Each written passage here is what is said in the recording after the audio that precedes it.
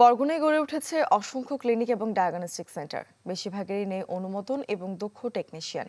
যদিও আমলাতান্ত্রিক জটিলতা এবং ঘুষ বাণিজ্যের অভিযোগ ক্লিনিক মালিকদের। আর স্বাস্থ্য বিভাগের দাবি, অনুমতি ছাড়াই সুযোগ নেই প্রতিষ্ঠান চালানোর।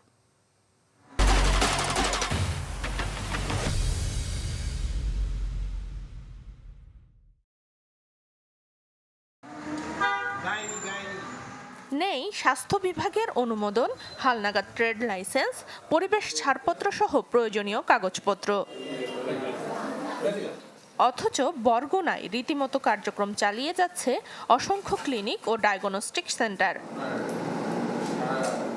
এতে প্রায়ই ঘটছে পরীক্ষা নিরীক্ষার ভুল রিপোর্ট, উঠছে ভুল চিকিৎসার অভিযোগ। যদিও এজন্য সরকারি হাসপাতালে কাঙ্ক্ষিত সেবা না থাকা ও তদারকির অভাবকে দুষছেন রোগীরা।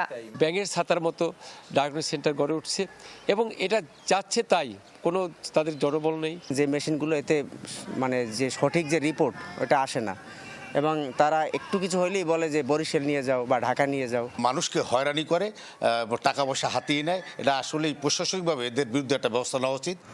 রেজিস্ট্রেশন বা নবায়ন না হওয়ার জন্য আমলাতান্ত্রিক জটিলতা ও ঘুষ বাণিজ্যকে দুষছেন বেসরকারি ক্লিনিক ও ডায়াগনস্টিক ওনার্স অ্যাসোসিয়েশন। কাগজপত্র জমা দেওয়ার পরে যদি ওকে থাকে, সিভিল সার্জন আমাদেরকে ভিজিট করার পরে এটা তারা স্বাস্থ্য অধিদপ্তরে পাঠায় মোয়াখালী। ওখানে পাঠার পরে ওখানে ফাইলটা ঝুলে থাকে। তা ওখানে তো আমরা অনেকেই যাইয়া যোগাযোগ করে ফাইলটা ছাড়াই আনতে পারি না। আইনে থেকে যে ডায়াগনস্টিক করার কথা সেটা হয়তো আমি আগেই বলেছি যে 100% করা সম্ভব না, বাট দুইটা চেয়ার পরে একটা ওয়েটিং রুমে সেইটা আসলে ডায়াগনস্টিক সেন্টার হতে পারে না। স্বাস্থ্য বিভাগ বলছে সরকারি অনুমোদন ছাড়া কোনো ক্লিনিক ও ডায়াগনস্টিক সেন্টার চালানোর সুযোগ নেই। আমরা পরিদর্শনের যে মতামত সেটা ঊর্ধ্বতন কর্তৃপক্ষকে জানাবো। তার প্রেক্ষিতেই লাইসেন্স হবে, নবায়ন হবে।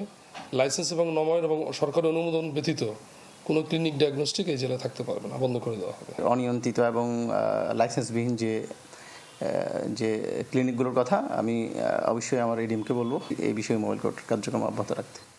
বরগুনা জেলায় ক্লিনিক ও ডায়াগনস্টিক সেন্টার রয়েছে 122টি। এর মধ্যে 2024-25 অর্থবছরে নবায়ন হয়েছে মাত্র 6টির। Desk report, channel 24।